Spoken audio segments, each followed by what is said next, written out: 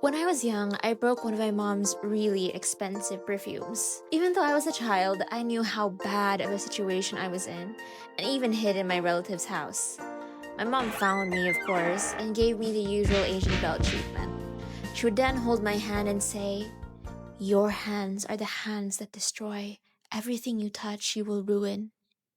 Maybe she just wanted to freak her kid out from not touching her things, but that definitely made me scared to hold on to anything with any remote value. This is probably why watching Witch Hat Atelier was the most healing experience I've ever had with any piece of media.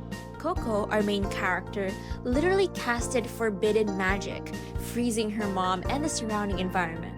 And do you know what Kifri just said? Don't blame yourself. How could you have known? Lives were changed, not only mine, but of every other person who's been treated harshly as a child. It makes me think about how Witch Hat Atelier teaches a lot of lessons that go against the standards and values of our day and age, and perhaps makes us rethink on why we hold them so dear in the first place. In episode 6, A Light on a Rainy Day, Coco is dismayed over her lack of skill in magic.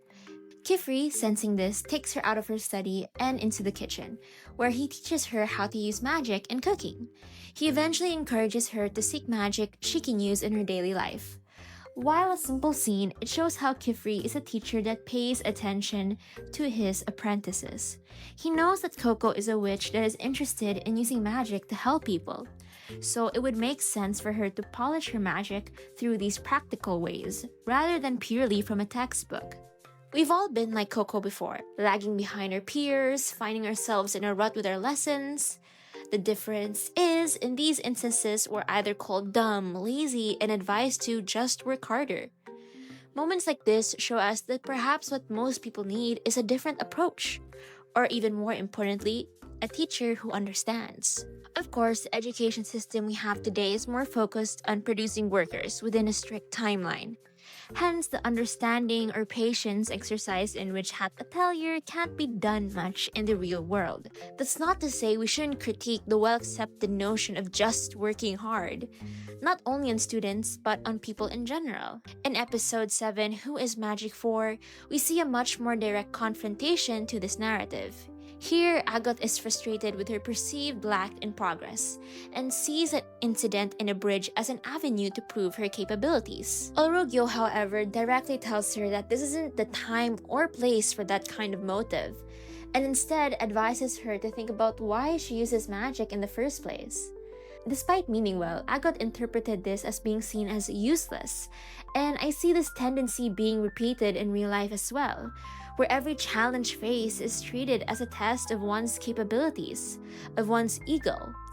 The problem with this is that it can sideline the people who are actually in need of help. Witch Hat Atelier indirectly confronts this obsession of growth by asking, what for? What for our amazing CVs or advanced capabilities if we're not even leaving a positive change on our community, on the fellow humans we live with? So yes, Witch Hat Atelier pushes us to orient our efforts towards genuine change. It also encourages us to find different approaches if standardized methods don't work.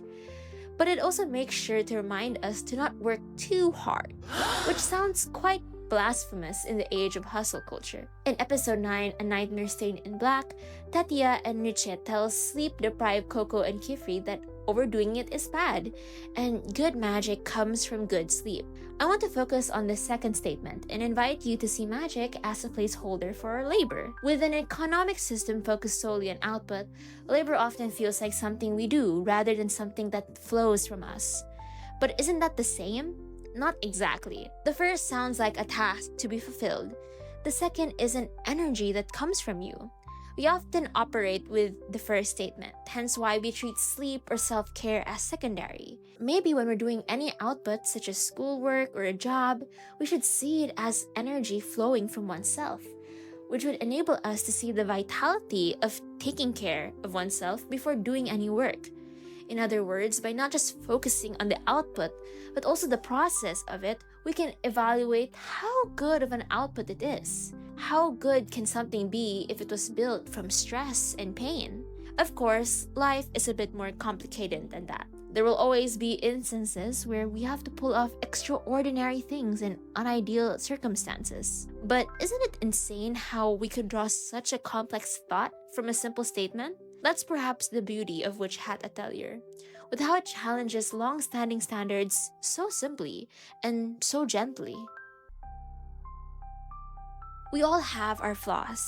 Maybe it's procrastinating too much, talking behind our peers, or having unhealthy habits. We all have things within ourselves that we want to change. However, the human mind can be a bit too stubborn, and in these times we often resort to harshness, or in other words, tough love, so that we can enact this change within ourselves. And we all do this subconsciously or not.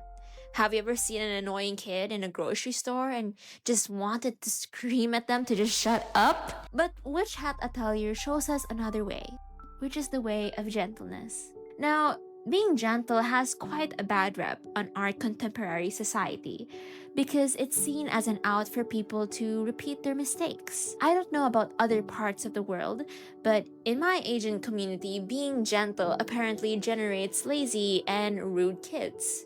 But gentleness doesn't mean passivity or ignorance.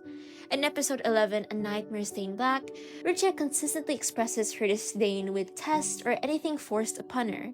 And who can blame her? Being instructed by adults into their rigid requirements is not a fun thing. Richa's sibling also encouraged her to be her unique self and never change. This may seem silly, but it is true that institutional standards does erode away our authenticity. Trust me guys, take it from a high achiever student that can't create art the way she used to. But Kifri still makes her take the test.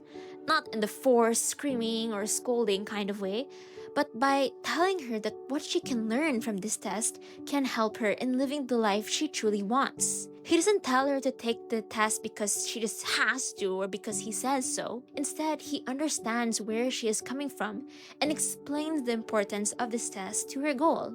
Here, gentleness rooted in understanding and care can still push people to go outside of their comfort zones. Every time I think of Witch Hat Atelier, I'm brought back to what Tarta said in episode 10, A Promise in Silver. Everyone assumes we all see the same world. Witch Hat Atelier teaches us to challenge long-standing narratives. It pushes us to approach differing perspectives with patience and understanding. It confronts us on our journey of self-improvement and asks, are we forgetting the people who truly need our help? And more importantly, how can we take ourselves to bring about this change? And maybe that's why watching Witch Hat Atelier is so healing. Gosh, I hope the manga doesn't prove me wrong. Oh hey, you're still here! I'm Mac, a girl who likes talking about things that interest her. This is my first video, and if you like the stuff I made so far, I hope you stick around and subscribe because I'll be posting much more content very soon. Bye!